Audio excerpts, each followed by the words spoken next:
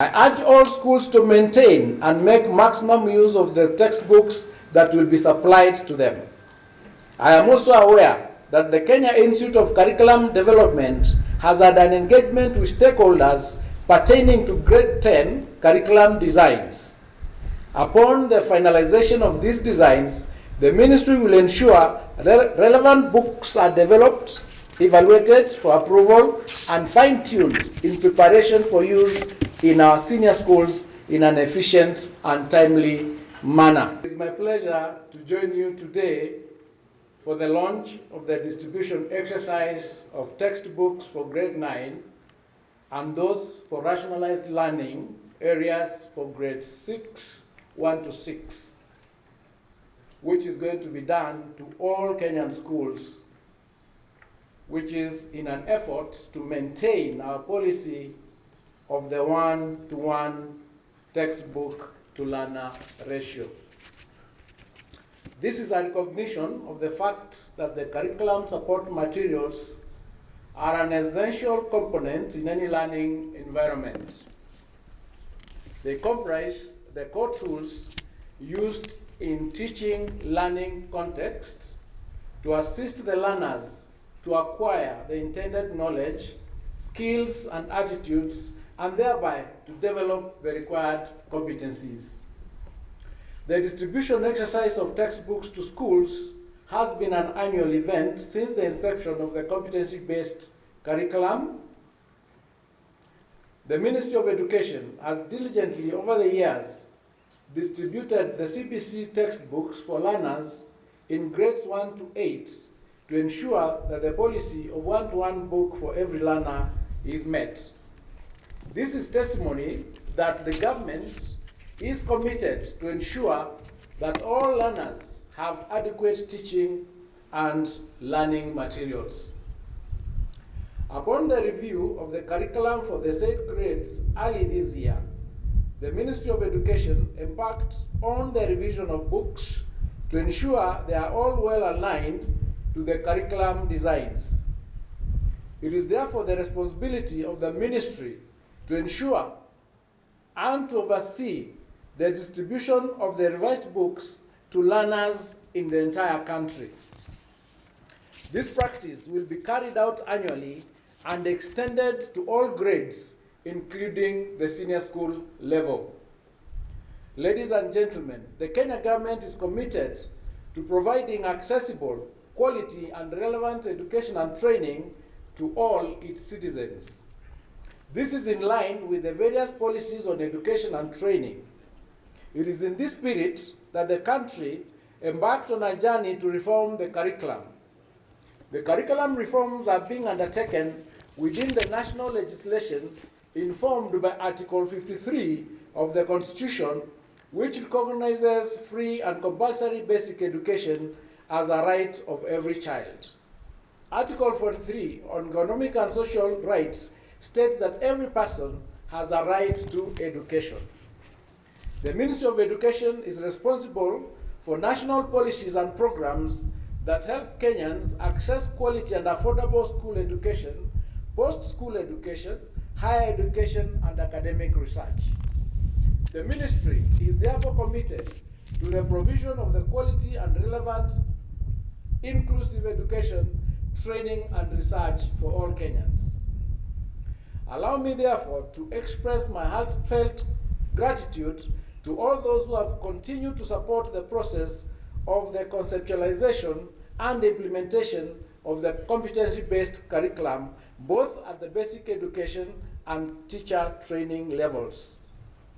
The ministry is committed to ensuring that timelines are met and timely results achieved.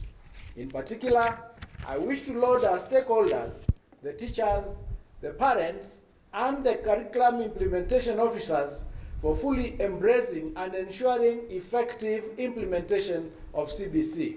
Gains of the competency-based curriculum are evident in its uptake by public and private schools and the teacher training colleges. The CBC is enabling us to provide every Kenyan learner with world-class standards in the skills, knowledge, and attitudes that they require in order to thrive in the 21st century. This can only be achieved through excellent facilitation by the teachers, school environments, resources, and a sustainable visionary curriculum, and the need therefore to ensure that every learner's right to access learning materials is actualized.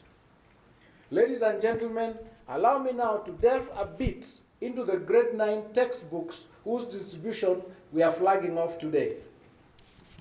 The approval for these materials was achieved through rigorous evaluation, vetting, and validation through the panel system. These materials comprise a learner's book and the accompanying teacher's guide. Evaluation of course materials was carried out by the Kenya Institute of Curriculum Development in April this year. Apart from the lists of the books that will be procured by Government of Kenya, several titles have also been approved for each learning area to provide a variety of the learning institutions. This will serve as additional reference materials for use in and out of school. These titles have found their space in the Orange Book, which is the official reference point of all books that Kicd has approved for use in schools. All, the Ministry of Education is procuring a total of 1 million copies of learners' books and 24,000 copies of teachers' guides for each learning area in grade 9.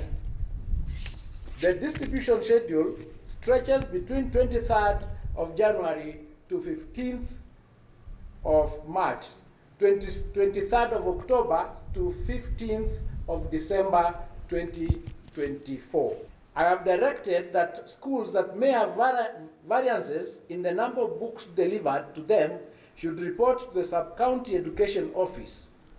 The Sub-County Education Officers should also move in to rationalize any variances in the schools within the Sub-County. The Sub-County Officers are expected to file reports with the Ministry of Education on the status of book distribution in schools within the area of jurisdiction by 31st of January 2025.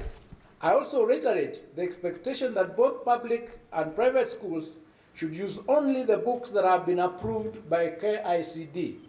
These books have been assessed for suitability to help the teacher deliver the curriculum as envisaged. The listing of approved materials and all curriculum designs for all the learning areas subjects are up to grade 9 are available on the Kicd website. All the KPSEA and KCSE candidates who are doing the exams, KCSE started yesterday, all the best in the exams this year, and to advise that what they've studied, they will be able to achieve. There is no need to panic. This day is very important for all of us because we are witnessing a critical milestone, that of making sure that as we prepare our children to the next level of learning in grade 9, then we do it in a way that it will be for sure that they are ready for this particular exercise. It is also a time that we look back and with a lot of pride and say that now we have completed the first cycle, which was PP1 and PP2, who transited to our primary schools for the 6 years from grade 1 to grade 6. Now we are transiting to grade 9, which will now complete the junior school cycle, indicating therefore that the critical aspects and the foundational layers of our learning have been taken care of as we move forward.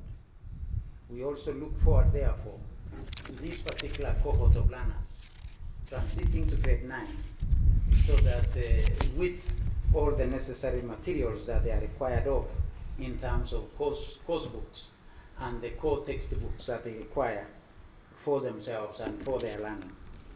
I would want to appreciate all the people who are involved in the exercise, starting with the panelists, going to all the teachers that were able to be part of this particular exercise of looking and going through the books to ensure that they meet the threshold that our learners require in terms of content, in terms of quality, in terms of the standards that are required of our learners at that particular level.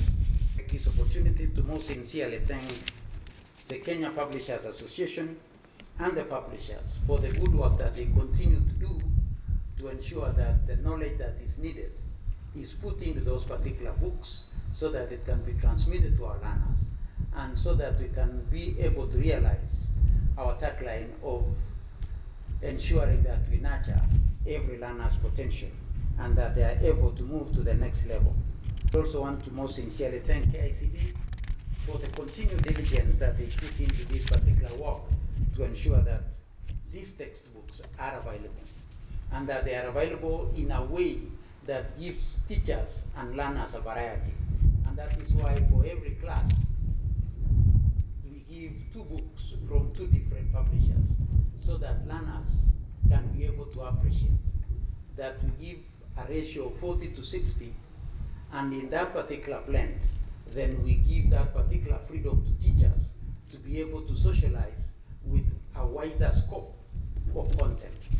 I only want to ask our head teachers and our school managers to be available in their schools after we finish with the CAPSEA next week. We have already issued a circular on the same so that they can be able to be available in schools to receive these particular instructional materials in their schools. So it is so important that the head teachers, where the head teacher may not be available, their deputy head teachers are available in school to ensure that these materials are received in our schools, that they are properly received, properly kept, and that there is accountability into ensuring that these materials are safe in our schools.